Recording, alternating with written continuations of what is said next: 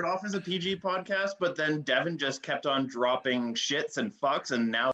That's right. We are live. The ghost faced himself, Brandon Tanev. This isn't like the start of last season when it was just, it looked like the Canucks were just a beer league team not playing defense at all. And just before Chris goes, no, I'm Chris, you can actually go now. No, hold on. We have to give more time for coming on late. So. I still had, hold on. All right. Chris go, and then I got something else to say at the end. So, an elf and a midget in 2 back-to-back games. Yeah, he's definitely on a friendship tour for sure. Saying, oh yeah, I'm okay with him being, the 6'7" defenseman. No! He is a AHL defenseman right now. Look, Shonky, don't mind Devin, okay? We all struggle with Devin, so you know. Well, hello. Sorry we're late, but welcome to the Shifts and Pucks podcast. Late for those that are live by about an hour or so. Of course, you can follow us on Twitter at Shifts and Pucks, Facebook.com Shifts and Pucks, YouTube.com Shifts and Pucks, Twitch.com Shifts and Pucks. You can subscribe wherever you get your audio, as well as on the Area 51 Sports Network, as it is currently here in Burnaby, it is, as we are recording, 26 degrees, as a high of 32 today, 29 tomorrow, 33 Thursday, 33 Wednesday, 33 Thursday, Friday 27. So we're gonna have another as we're closing making our way through the finishing of summer.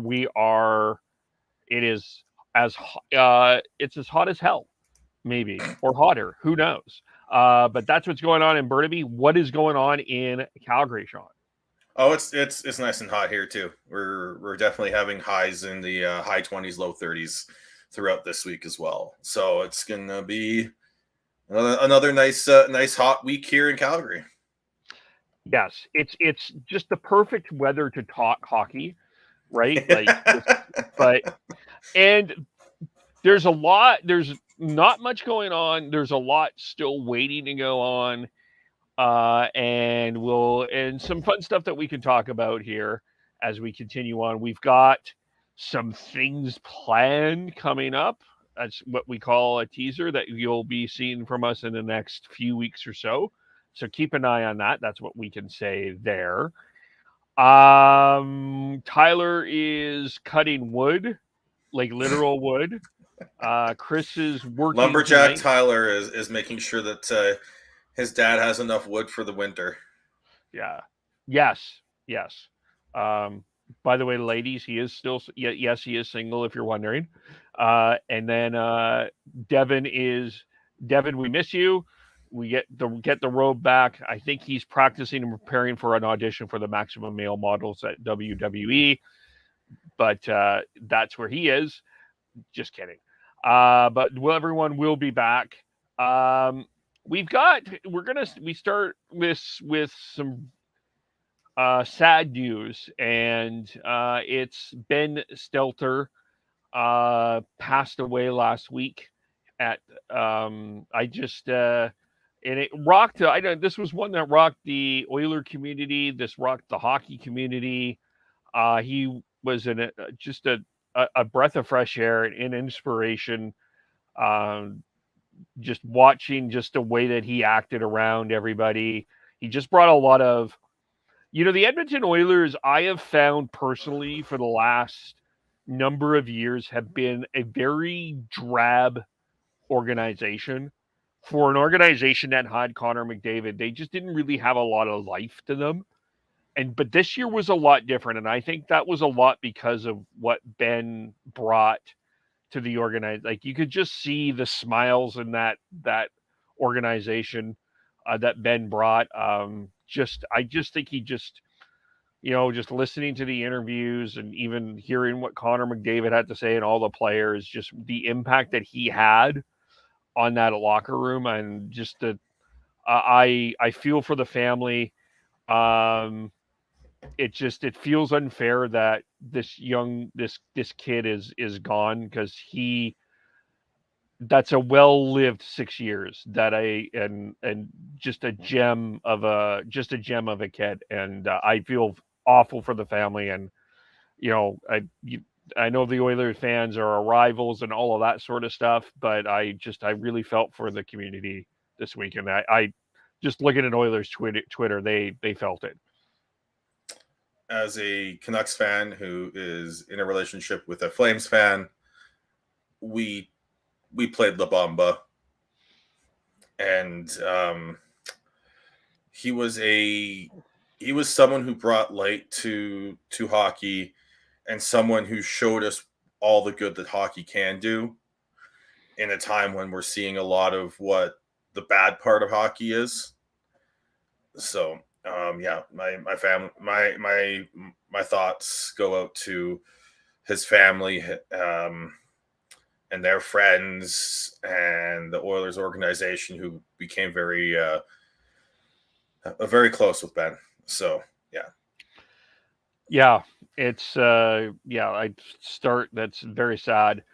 And I didn't realize this until, Sean, you brought this up, but this is the anniversary of Rick Rippon's passing. It's 5 years.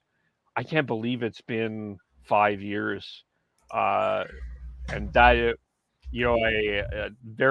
that's a very tragic passing on a number of different levels too. Sorry, 9 years, Kev. Oh, 9 years. Because no, hold on. My apologies. It's been now 11 years.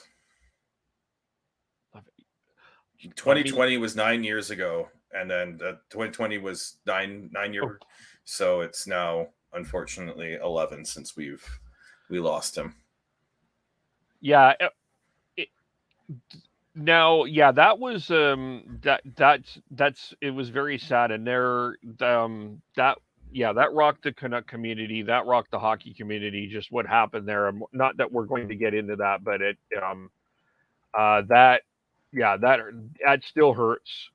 And just thinking of their family today, passed away, of course, that's passed. Yeah, it was August 15th, 2011, just far too young, 27 years old. I think it's good to acknowledge that one as well. Yeah, and just with that one, if you're struggling, don't be afraid to reach out for help, whether it is with a mental health organization, your friends, your family. You're not alone. Make sure you're talking, and you're finding a way to just get the help you need. As someone who has had multiple anxiety based mental health situations in my life, and I continue to battle with anxiety and depression throughout. Make sure you take care of yourself, and look at finding ways to help. And then if you know of someone who is struggling, or you think is struggling, just check in. Take him for a coffee, take him for a beer, take him for a walk, take him to a sporting event, or whatever works for you and your friends, your family. Check in, make sure they're okay, and just let's look out for each other. It's a tough time, and let's make sure that we're looking out for each other. Yeah, well, I fully agree with everything that you said on that. Absolutely, 100% on that. That was also, by the way, just in a couple of weeks, it will be the anniversary of Wade Belak's death, actually, as well, on August the 31st. So, I agree 100%. And especially for the men out there that are, I know that it's macho for a lot of us to act tough, but you don't always need to. It is not weak to ask for help, and seek it out for sure. And also, while we're at it, I think maybe just a thought and prayer out for Gino Ojic. He's going through a tough health battle as well. Sounds like he's going to be okay, but still, he has had his battles the last few years with health as well.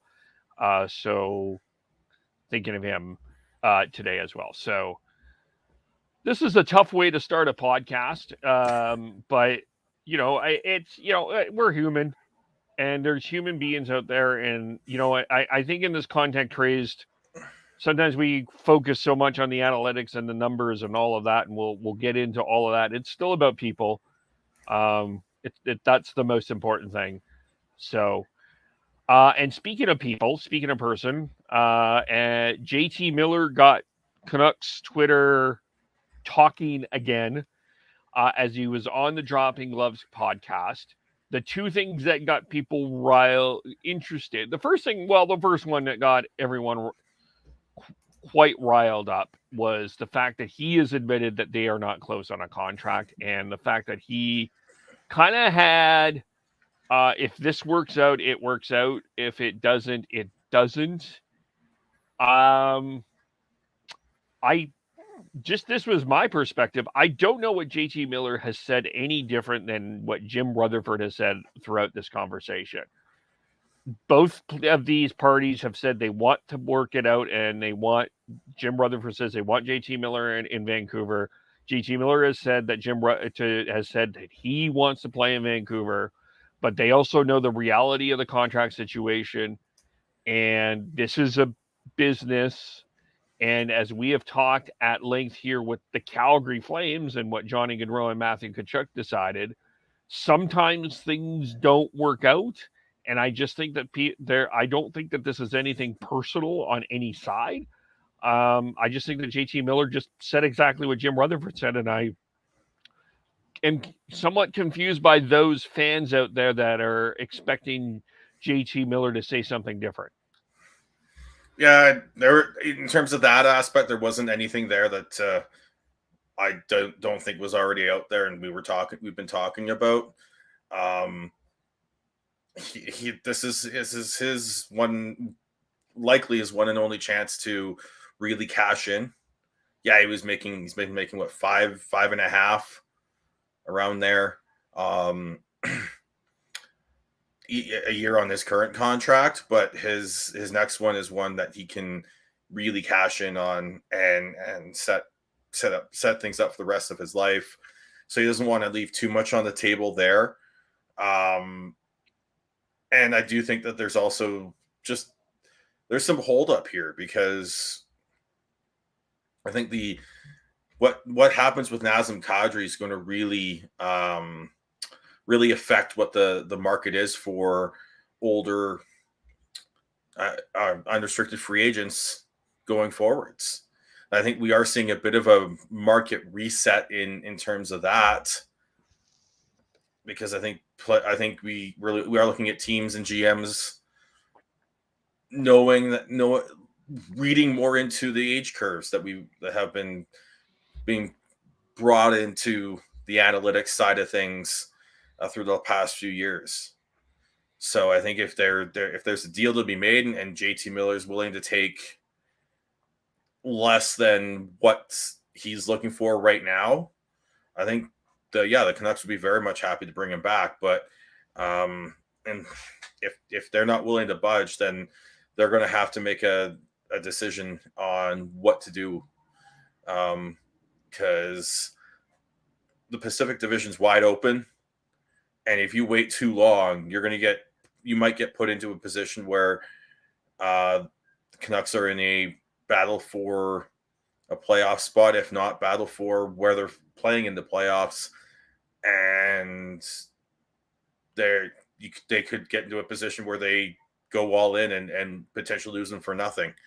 And I don't think that's the best move for this organization, who are trying to build a contender for years. And you can't, if you lose a player for nothing, that sets you back. So, I think nothing really has changed there, other than just now both sides have really vocalized that they're far apart, and if there's a deal to be made, they want to make it. But at this point, where the Canucks value / can afford to pay him is much different than what JT Miller is looking for. And at the same time here, you look at what Johnny Gaudreau got and you look what Jonathan Huberdeau got. If I'm JT Miller, I don't see why I can't get a similar, maybe not exact, but I do see why he would be okay. You're giving, what did Gaudreau and Huberdeau do that I didn't? Okay, they scored more points. That's fine. I did some other things that they didn't. I killed penalties. Johnny Gaudreau didn't. I killed penalties. Jonathan Huberdeau did not really.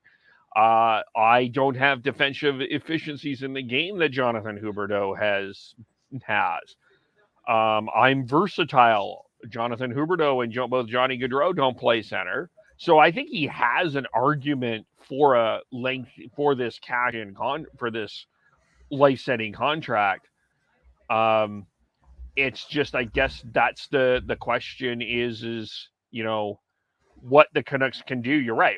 Can the Canucks, make this work? And, should JT Miller take a pay?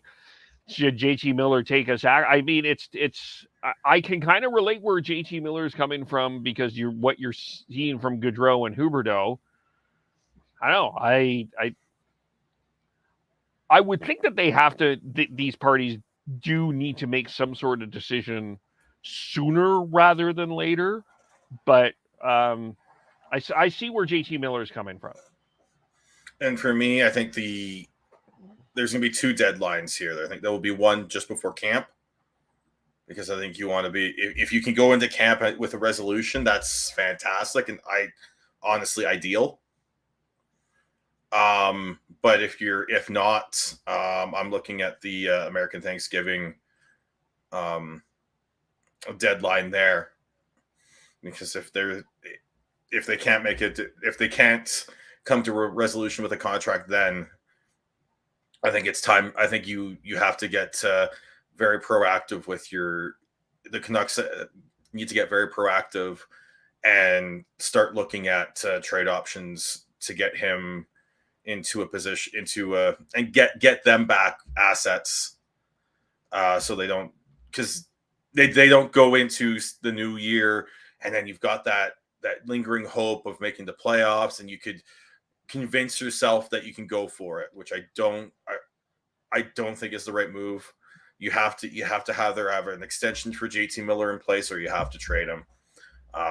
You can't lose him for nothing. And I think both Alvin and Rutherford have said that. So I hope that we get a resolution sooner than later on either side.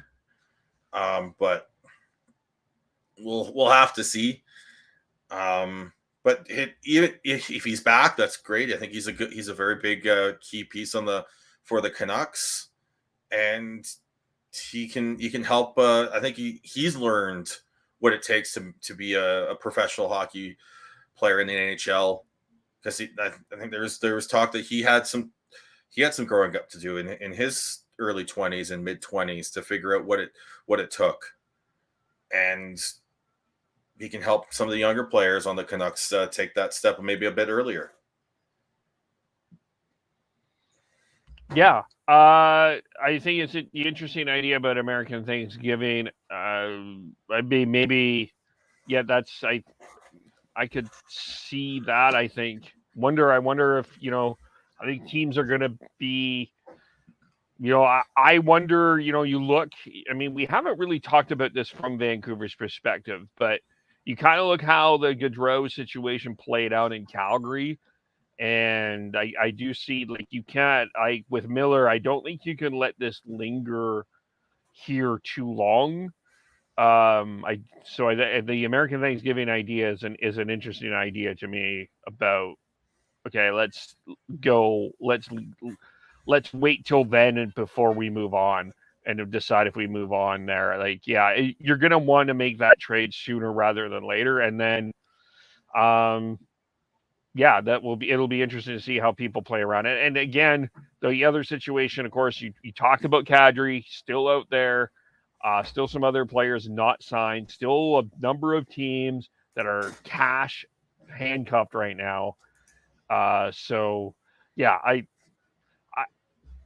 I do wonder if something is going to break sooner rather than later. I still think but it'll be interesting to see. I'll say this. I can't see this lasting much longer. If the entire JT Miller situation is still an issue in 2023, that he's not signed but still playing with the Canucks, that's head scratching to me that it's taken that long. But yeah, right now, that's exactly where I'm at too, Kev. I think if come the new year, if there hasn't been a resolution either way, I think that's when I'm going to start to be. That's when I'll start to worry and start to maybe start looking at that panic button. Yeah. The other thing that he talked about was Vasily Podkolzin. He talked about the potential of him, and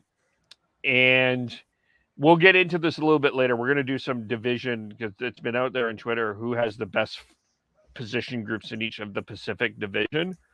I honestly feel that a lot of people are sleeping on Vasily Podkolzin.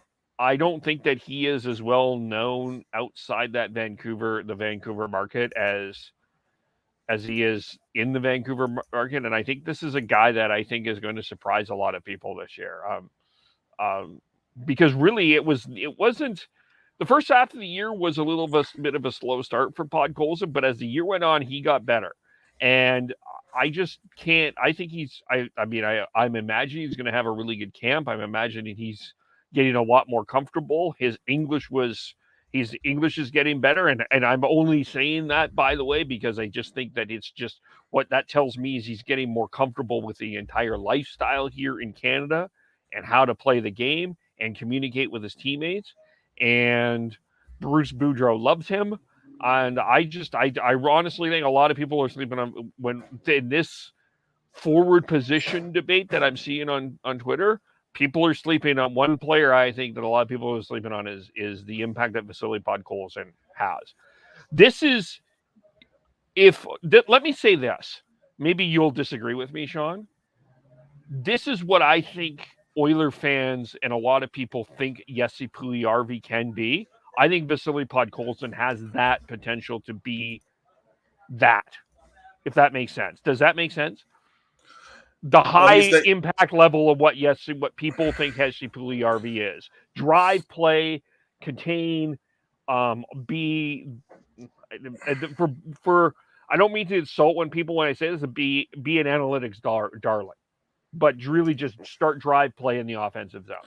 Well, what Podkolzin does well is he's very much a student of the game, and he understands that what separates players from who can have all the skill in the world but can't seem to break into the NHL, and those who are successful is details and position and work ethic. And he's willing to put the effort in. He's willing to study, and he's willing to be almost to a fault detail oriented. So if he can take that next step and play more instinctual, I think he's in for a long, very successful NHL career. You always worry about the sophomore slump with players, but because he played pro in Russia for so long, and he's got he's almost got the man strength and the physically mature body now, or at least close to as you can at that age. I wouldn't be surprised if he skips that, or maybe usually a player will have a down year when they first start, just because after they have had some success, which he really hasn't. So yeah, I really do think that he's got some high potential there to be a top six winger who can help drive play and and be that physical presence on the line. And I think it's interesting, just thinking about with the Canucks, they didn't get off to a good start at all last year. I mean, that was talked about ad nauseum. So that this training camp, there's going to be an expectation to come in better shape, better prepared.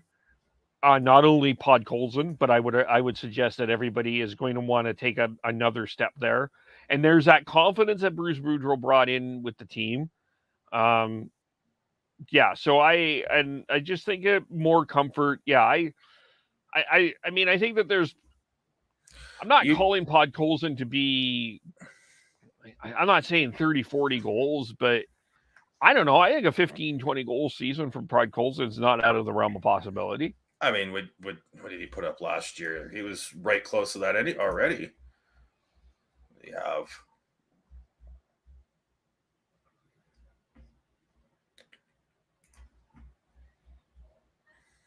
Yeah, he had 14 goals last year, right? So 14 goals and 26 points. If he can push 20 goals and maybe get and start putting up more assists, if he can put up, say, 40 points, I think that's a good step in the right direction and a successful season for him. Yeah. I mean, and there's gonna be lots of competition for winger spots on that team too. Yeah. So he can't even if he makes it in the top 6 or top 9 out of camp. Because I think how you set up the Canucks is all dependent on whether JT Miller's there or / what the return is. Because right now, if you have JT Miller, I think the best way to set up the Canucks for success is you build a line around Petey at center, you build a line with Bo Horvat at center, and you build a line with JT Miller at center, and then you've got lots of options on the wing to work with. So if he can make it out of camp on one of those 3 lines, if JT Miller's there, he's got a good shot at being successful, but he's still got to work his ass off to make sure he stays there. Yeah, because we can look at Niels Höglander as an example of someone who, I won't say he didn't work his ass off, but he struggled with a bit. He had an injury at the end of the season, but he struggled to put pucks in the net and create offense. If you look at the underlying stats, he was creating shots on net or shot attempts, but he wasn't creating and he wasn't getting the results. And if he can get the results, that just adds more depth to the Canucks lineup there. Yeah. We'll dig into that a little bit more, but I mean, it was interesting overall. I don't think there was anything else really with JT Miller to talk about. I think those were the 2 big things. I just want to I feel like we need to calm the waters on that because John Scott went off on about Petey and all that, and I don't think JT Miller really just wanted to really get into it with him about it, so he just brushed it off more than anything else. And that's a player I'm expecting big things from this year. I think we are going to see a rejuvenated PD who's going to show everyone and remind everyone how special a player he is. Yeah. Other than that, anything else on the Miller thing? Nope. I really hope we get some resolution here soon. Yeah. I am so tired of seeing him trend just because people are continuing to debate it. Yeah. Let's move on. Let's talk about the World Juniors here. We got Matt in the chat, by the way, who has been at the World Juniors. By the way, I saw him on TV a couple of times. I've been watching. I missed today. Got to be honest, I was out. That's why we're a little late. Dylan. So I missed. I've got to watch some of the games today. So I missed it. Okay, let's start with, I think, the big thing that got people kind of riled up here, and it's the attendance. And I think that there's let's remind people what happened here. The COVID forced this tournament to move until August. There was a public anger outcry that with all of the outbreak going on and in December that everyone wanted this moved right to August. And let me remind the temperature here in Burnaby.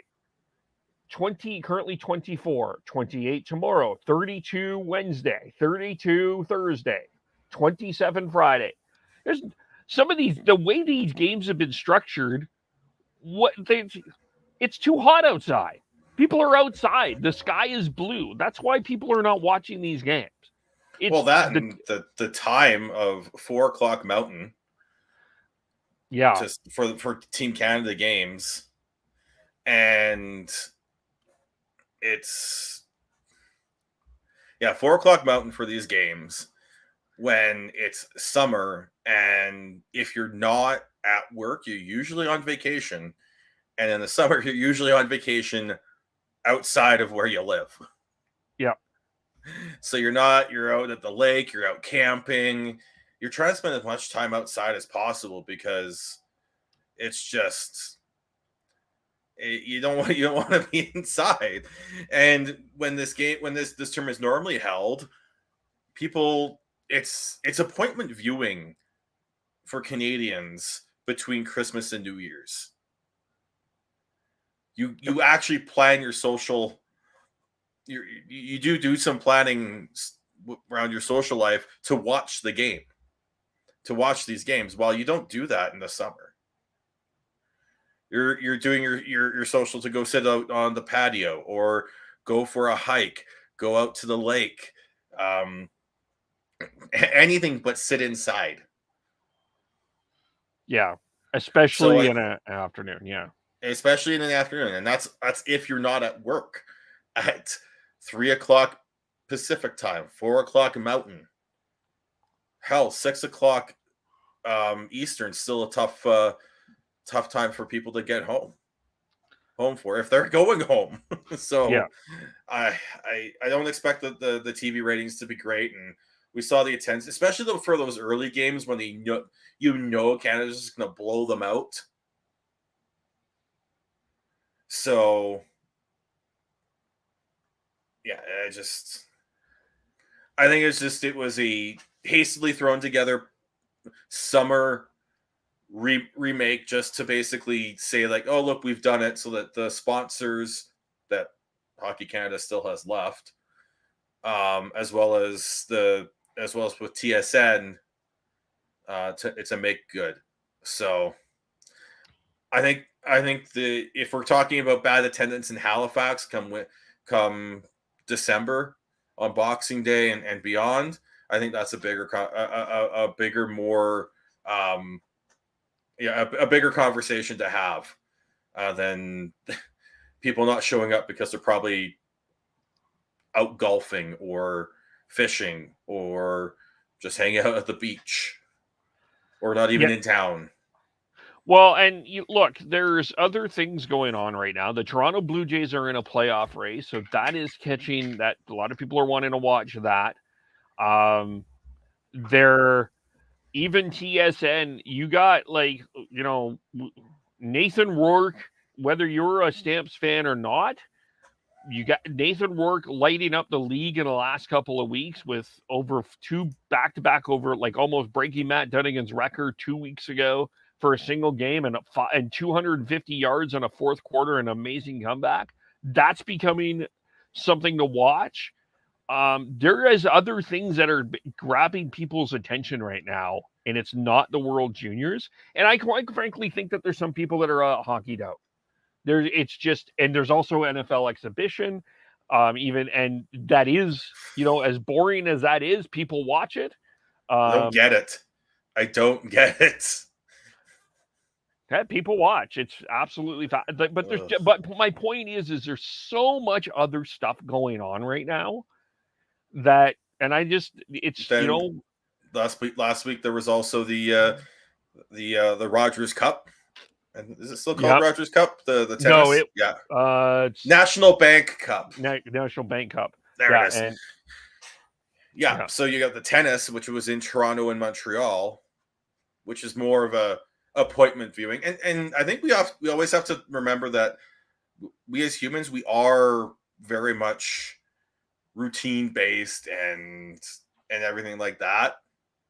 So when you have, well, even the bubble, like we go back to 2020 and the bubble playoffs, those ratings weren't great. People thought that those ratings would be good, but they weren't great because guess what? It's summer. Yep. We don't watch hockey in the summer. Yeah. And once your team was out, it was hard to keep going. Yeah. And Matt's got some interesting comments about about what's going on up in Edmonton in terms of pricing and other things. But like I said, I think it was just it was hastily put together. I think it's time to, I don't think it was, this is exactly what I thought. I thought that we'd have not many people for the first couple of games because it was against teams that you knew that Canada was going to absolutely light up. You saw a little bit more, you saw some better attendance on Saturday because I guess it's the weekend, and even today's game there was a little bit more, but that's also because it's now that we're now into the actual nitty gritty of the tournament. So I think it is. Yeah, I think it is more about just the fact that it's summer and people are finding different ways to spend their time and money. Yep. I like this comment from Jeff, Chris's dad. I would love to see it. My supervisor work roll the AV cart and show a Team Canada game like my grade 4 teacher did the last game of the 72 series, but I won't hold my breath. Yeah. It's just, it's if this was again in December, it's a completely different conversation because I think more people are akin to are wanting to watch that and build their social schedules around that. Now, not so much, and especially for we've gone through. How long did we go through where we couldn't see people in person? How long did we go through where we had to keep our social circles tight? Now everyone's. I think we've got a lot of people being being as social as possible, and that includes myself. I've worked, so I wasn't able to watch too much of the weekday games last week, and then on Saturday we had plans to go hang out with friends, and I'm trying to say yes to as much of that as possible because you never know, right? Yep, you're right. I guess the other part of this, I guess the stories that are coming out here from a Flames and Canucks perspective, I'm going to say this, and I think it will make sense for both. As I think both fan bases, I don't feel like Canuck fans are really upset about Jonathan Lecker-Mackey. I think that this, for him, this is, I think, watch him next tournament. There's a lot I really like about Jonathan Lecker-Mackey, though. I do think that there's something there, but I'll say this to Flames fans too about Matthew Coronado. He's been great, but I'm just going to say this: there have been great junior performers that have not made it to the NHL. And there have been junior players that have had a tough time at World Juniors and made it to the NHL. That's all I'll say. But it is. But Lecker, in terms of Lecker-Mackey, he's barely 18. Yeah. He turned 18 not even a month ago. So he's a very young player in this tournament, and he's holding his own. That's very good news for him. And Coronado has been playing really well, and he deserves a lot of credit for that.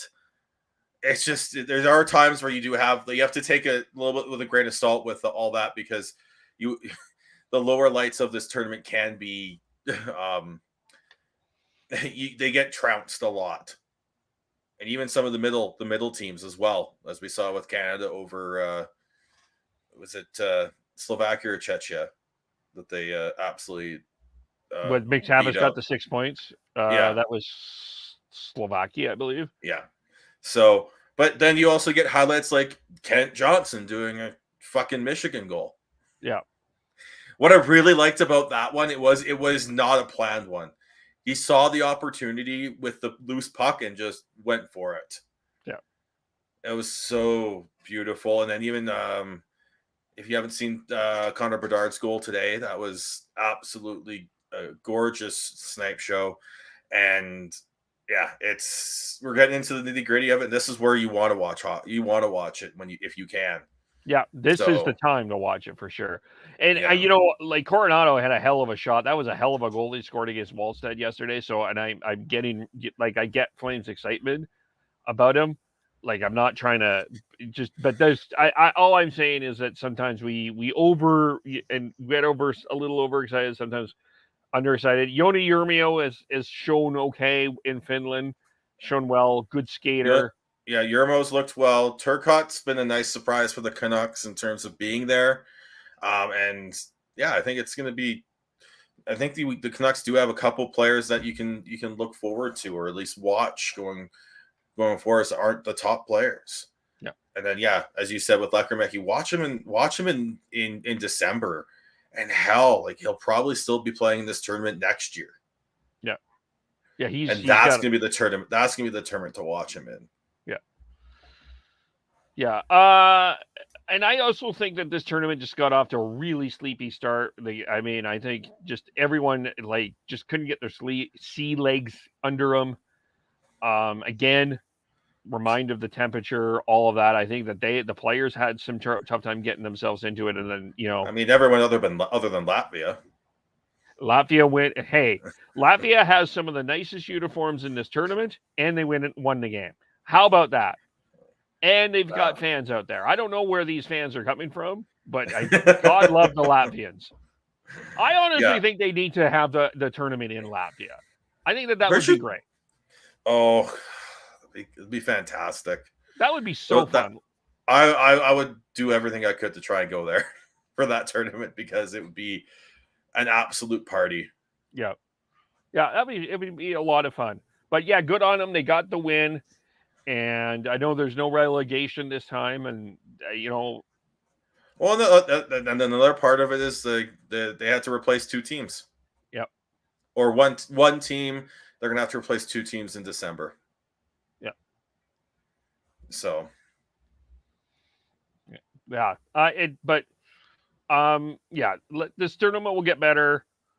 This is the time to watch. The games will start tomorrow, 9 Pacific. If you want to watch them in the morning, if you're trying not to do any work, then that's fine. But yeah. But honestly, I think the other thing, and this may be a longer conversation for another time, I honestly think that this tournament needs to get out of Canada. I think other countries need to start hosting this more.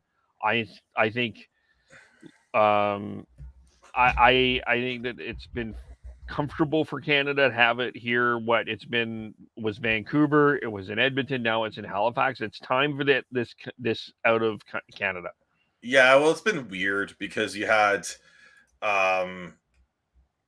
this is the third time they've tried to have it in Edmonton.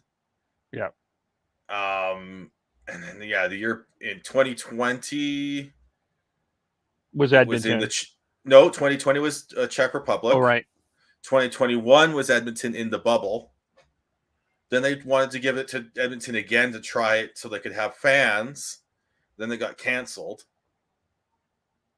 And 2021 was the bubble.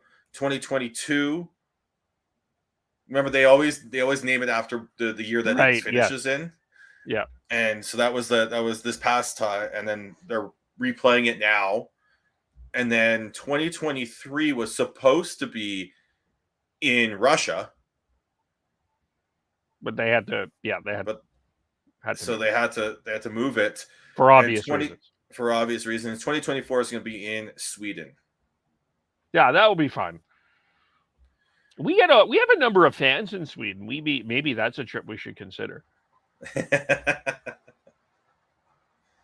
So yeah, but yeah, I think we will see it out of Canada for a couple years after this, because it has been here feels like forever, but they're for good reasons though. Yeah, it made sense. Yeah. All right, that's the World Juniors. You can keep an eye on that. We'll catch you up on that or in our news packs and all of that sort of stuff. I wanted to discuss, this has been out, Sia Red Central, Mike Gould, a few of the Flames Twitter have been tossing this one around, and I thought it'd be an interesting conversation for us to have here. I'd like to kind of do this for all of the divisions as we go on here too, not only the Pacific Division. I think it would be interesting to do. I'd like to do it and I'd like to redo the Pacific Division closer to the start of the season. Yes, because this will change. Yes. And it's the best positioning group in each side. And starting with forward, this is one that I have right now that I do believe can change. I think it is the Oilers because of Connor McDavid, because of Leon Draisaitl. But I want to see Jack Eichel's health. And I'll say that this is something I'll say who's second, and I think some people are gonna spit. This may be where Graham spits out something at his computer. The Vancouver Canucks have the second best forward group in this division. It is not the Calgary Flames. I'm sorry. I have the Canucks in LA battling it out for second. Don't sleep on LA. They've got depth, and especially if those young players hit, like a Byfield, and they step up. That's going to be one hell of a forward group to try and just play against. With Vegas, they've gotten very thin and very, very fast. Like they traded away Max Pacioretty for nothing. They haven't replaced that with anything. Even if he was still there and injured, they really haven't replaced the offense there. And then you look at LA, they've added Kevin Fiala. The Canucks added Ilya Mikheyev. And the Flames, they've basically swapped Gaudreau for Huberdeau, but they haven't replaced what they lost with. If you call that as a swap, even though it was the Tkachuk trade, you haven't replaced that, and they're missing a good. The Flames' biggest weakness is at center, because you've got Lindholm with very good center, but after that, Backlund, I think at this point in his career is a very good third line center, but he's not a second line center anymore. And then who's centering that fourth line? Is Sean Monahan healthy? And if he is, can he play? Because he's coming off another shoulder or hip or whatever surgery. Yeah. So, because with the Flames, I look at that top line is going to be good, but I don't think it's going to be as good as last year. And I think they're still going to struggle to have the depth scoring, at least at this point. But I don't think Brad Treliving is done. No, and I don't think a lot of teams are done. That's the thing. And I'm gonna just say this: don't sleep on Anaheim either. And I know that Dylan's in the chat, but I still think Trevor Zegras only can go up from here. I'm not saying that they're the best, but I think people are sleeping a little bit on Anaheim. I do think that they could be a bit better than people think. It's the depth for them again. Yeah, they're gonna have. They've signed Ryan Strome. They've got Frank Vatrano, let alone Troy Terry and Trevor Zegras. I'm expecting Mason McTavish to be on that team going to start the season. Do we see a bounce back season from Maxime Comtois? But after that, there's a lot of questions, and I don't know if Yeah. they've got the depth, and that's where the Canucks. I think the Canucks is where I think they jump up into the discussion for a second at the very least, is that they've got top end talent with JT Miller, Elias Pettersson, and then I think we're going to see a bounce back season from Peter. I think we're going to see a bounce back season from Brock Besser, and then you throw in the amount of depth that they have. We talked about Pod Coles, and do we see a bounce back season from Niels Höglander? And if you get that, then I think a lot of other players just fall into the right slots.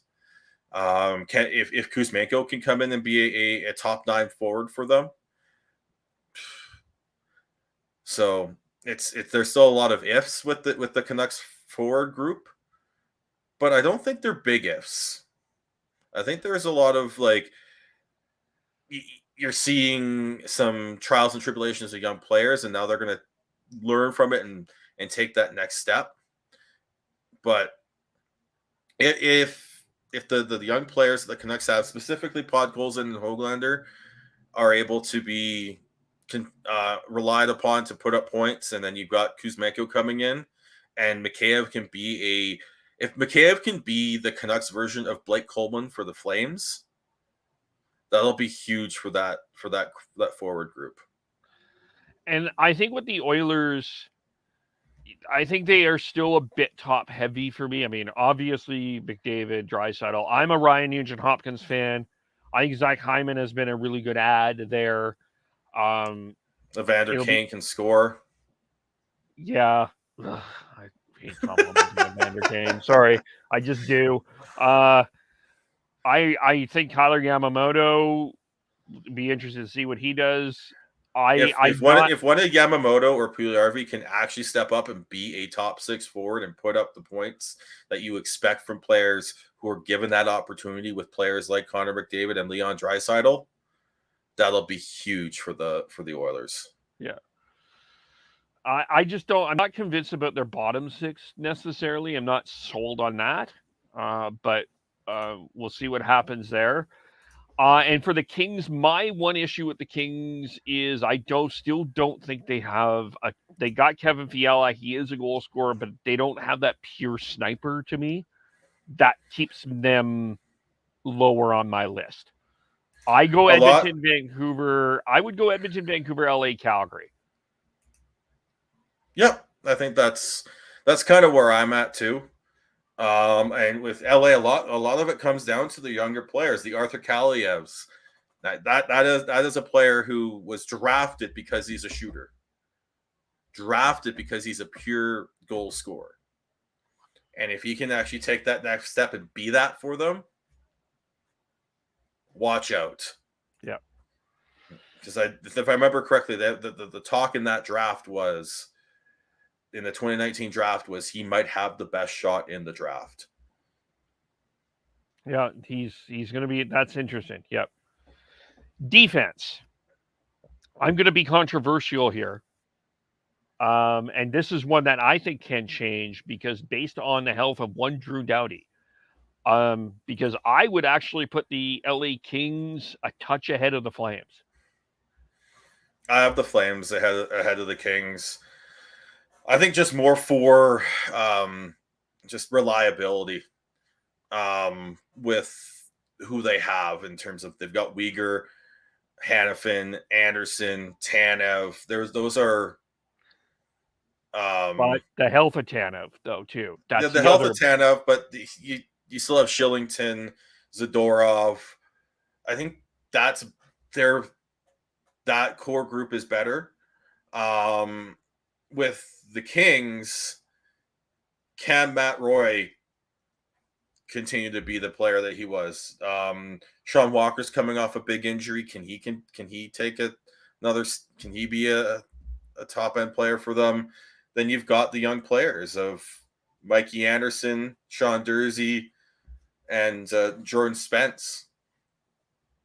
I think if all those players I talked about play at the way that they showed at times last year, then they're right there with the Flames, but I think the Flames right now have the edge. Yeah, for me, I think without Tanev's health, I still think I really think Sean Dursey is a minute muncher. Alex Edler, oh, he's not there anymore. Sorry. No, he Edler's is there. Yeah, he is. He'll be the third pair guy. But he's a solid guy. You've got Mikey Anderson. I think another I just feel like the Kings have some really underrated defensive players defensemen that I don't think get the love. And if Drew Doughty's healthy again, I would put the Kings slightly ahead of the Flames right now. Yeah, I just look at it and I think there's the Sean Walkers, the Mikey Anderson and Sean Durseys. They've done it for 1 or 2 years. Can they keep it up? Yeah, and that's my only caveat. Well, the Flames defense just more established, and you know what you're getting from them. Yeah, outside of say Shillington, right? Because he's done it for 1 year. Yeah, goaltending tandem. Well, I think it's just goaltending. Like if you look at it and how they're gonna play them and all that, I think we can at this point, based off of how the goalies have played in the past year or year and a half, 2 seasons. I think you can make an argument for Flames, at least for starter, Flames or Canucks. I give the edge to the Flames because of you had Vladar be the backup for a whole season. He knows what the expectations are. Canucks are going into the season with Spencer Martin, who was more of an AHL call-up, who basically won the job last year. He hasn't been the backup at the NHL level. So there's just a bit of an unknown there. But there's also, you look at the tandem in LA with Jonathan Quick and Cal Peterson. That's a very solid one as well. I just don't think they've got the top end that Markstrom and Demko have at this point. John Gibson, don't write him off. And then you've got man, it's not Vegas anymore. Nope. Edmonton, it's just there's the injury question mark there, and San Jose is no. So I look at that and I think it comes down to Calgary versus Vancouver, and then Seattle is just Seattle at this point. I think it's tough. It's tough to really judge the goalies in Seattle because of it was such a bad team in front of them. Yeah. Yeah. Their goaltending. Yeah. Overall, they just weren't a good team. It's Calgary, Vancouver, LA. I don't think people talked enough about how good Connor McDavid was so good in that Game 7 that people forgot how good Jonathan Quick was in that Game 7 because the Kings almost tied that game. Like as dominant as Connor McDavid was, and that was a phenomenal performance. Quick kept them in there, and the Kings almost were that close to tying that game. So, this is can he keep it up? Remember going into last season was can Mike Smith keep it up? Like he's made the changes, but can the wheels stay on the car? Yeah, I think that's the question with Jonathan Quick, and then they do have Cal Peterson there, but where's he at? Because he played in 37 games, he only had an .895 save percentage last year. That's a question there for sure. And then in terms of prospects, so most people are going LA, Seattle here because Seattle, we got Shane Wright, you got Matty Beniers. Beniers is a big guy, big fan. The Kings have Clinton Byfield. You have Arthur Kaliev. You got a lot still there. But I kind of want to give some love to Anaheim here. You got Owen Zellweger that's coming. You've got Mason McTavish. you've got, I don't, you know, I mean, LA has that Brant Clark. That's an interesting one too. But I think Anaheim's got to be up there. I think they're third. I just don't. They've got Pavel Mintyukov, Drew Helleson, Olin Zellweger on the blue line, as well as you've got Mason McTavish, Braden Tracy up front, as well as a couple others. But you look at the top end with Shane Wright and Matty Beniers in Seattle, and then with LA, I think you look at the term prospect. I think is divisive because a lot of people look at prospects who they haven't even played a game, or they have to hit a certain amount of games or whatever. But if you look at just young players that LA has, Byfield, Kaliev, Kapari, Gabe Velarde, and up front, then you've got George Spence, Tobias Bjornfot on the blue line, along with Brant Clark, Hell Grans, and then even they've got Alex Turcotte and Tyler Madden up front as well. So I think they've got the top end and the depth that I don't think any other team has in the division at this point. That's fair. That's fair. They had so much depth that they were willing to move off of a really top end defensive prospect to go in and get Kevin Fiala. Yep, and Brock Faber. Yep. And then I guess, do we want to toss the coaches in this one, or do we leave them out? Let's see here. I mean, I don't know. I think that's tough at this point because you've got Boudreau, who's taken over halfway through the season. You got Daryl being Daryl. Edmonton had a coaching change halfway through the season that worked well, but can it sustain?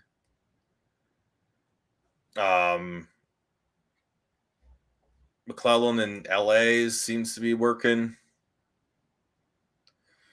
Then you've got brand new coach in San Jose, and Anaheim's still rebuilding. So I think it's a little tough to really rank them, but I think it's interesting to have these conversations now, though, because I think, as you said, I'm pretty sure that there's a lot of GMs that aren't done.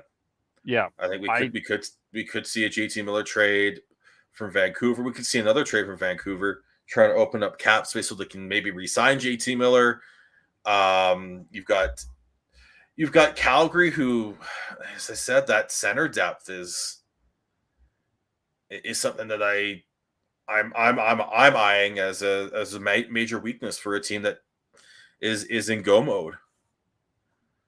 If you're relying on a healthy Sean Monahan to fill out your top six at this point, I think that might be a fool's errand.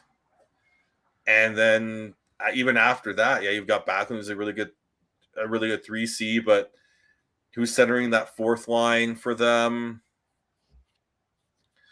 So and then, as you said, the potential for LA's blue line is very intriguing, but what you have with Calgary is a little more a little more reliability. And then I think Edmonton's hoping for some big step forwards from Evan Bouchard and even Philip Broberg next year. And I think they still they're over the cap. They need to make some moves as well. They are just over 6 over the cap, 6 million over the cap, and they have Clefbaum and Smith, who equal to a little bit more than the 6 million that they're over the cap on LTIR. I still There's don't not a think lot they're of done, though. no, there's not a lot of wiggle room, and they still have to sign Ryan McLeod. Yes. Yes. So I do think there might be a move there. Well, I'm pretty sure Puljujarvi hasn't rescinded his trade request, so that might open up something for them there. So, but that might also be something that is money as close to as money in as money out trade as possible too. Yeah. So you never know. And Devin isn't here, but just to touch on the Leafs here for a second, is because I do think that there's a couple potential directions here. Alex Kerfoot could be a fit in Calgary, and they're over the cap. They need to make a move. There's still this situation with Rasmus Sandin. They haven't signed him yet. So those are a couple of interesting names out there. I'm just going through some other names in my head here, just off the top. You still got Evan Rodriguez out there. I think that's a guy Calgary's targeting. I wouldn't be surprised if Calgary's going after. You still got that. I mean, I don't think Calgary is in on Patrick Kane, but that's another situation there. That's not something they need to be looking at. I don't think, because he's not a center. No, they've got for the Flames. They've got a Lindholm and Huberdeau is a great tandem to build a top line around. Whether you're throwing Mangiapane or Toffoli up on that right wing with them. But after that, like, you've got Coleman, who's a good third piece, grinding piece for a second line. But and then you've got either Mangiapane or Toffoli. But who's sent? Like, is Backlund a good center for that, or are you? So there's that question. Tampa is. I think Tampa's got enough. They've got enough LTIR with Seabrook and likely Bogosian, I think, to not have to make a move, but they might be making a move there to clear up space. Does Vegas go out and try and find a goaltender now that Robin Leonard's out for likely the whole season? And then Brossoit is a question mark if he's going to be healthy to start the season.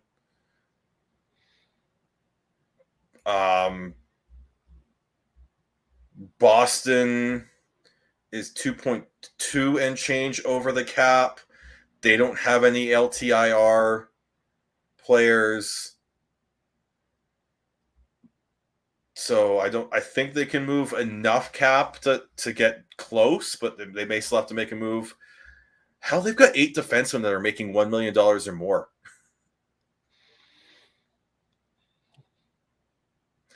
So maybe and that will be. I think we might see Boston move out a defenseman.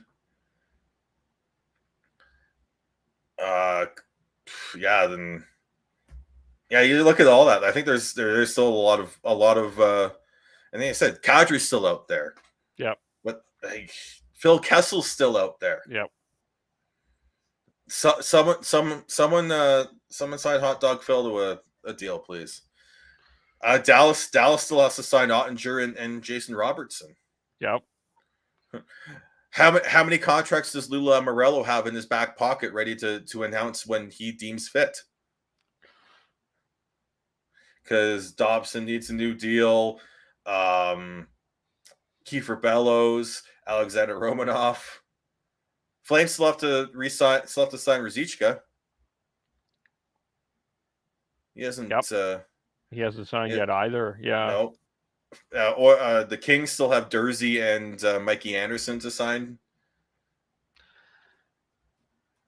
Carolina, they get Max Pacioretty. He's out for 6 months. They probably are on the prowl for looking for something else. Maybe a JT Carolina's Miller. interesting. Carolina's interesting because well, the thing with him is, like, it sounds like Jake Gardner wants to come back and play, and he's someone who was on their LTIR, and I don't know if they've got room for him. Yeah. Well, they probably do now with Pacioretty's $7 million going on LTIR, but you have to remember that you don't actually accrue any extra cap space throughout the year if you're in LTIR like you do if you're not. So that's teams. It's not ideal for teams to be in LTIR. No. As we saw with Vegas back last year. Yeah, that's a fascinating situation. Because if you're Carolina, if you're at Carolina, you want to add offense, and Pacioretty's out for 6 months. Is he going to come back? And if he does, do you have room for him? You do not want to be in a position that like Las Vegas last year, when they were just shuffling players on and off the LTIR to make it work. Yeah, no, that was a messy situation. What I was going to say is one other player to watch out for. Vladimir Tarasenko has not rescinded his trade request in St. Louis. And he was offered up for Tkachuk for St. Louis. Obviously they went a different direction, but that's another guy I think that's out there to watch out for. And I think St. Louis has some work to do. I think St. Louis might be in a one more year. They're basically in a one more year with this core. Yeah. And before they have to do something, because Ryan Riley's a UFA at the end of this season. Jordan Kyrie's going to need a new deal after this season. So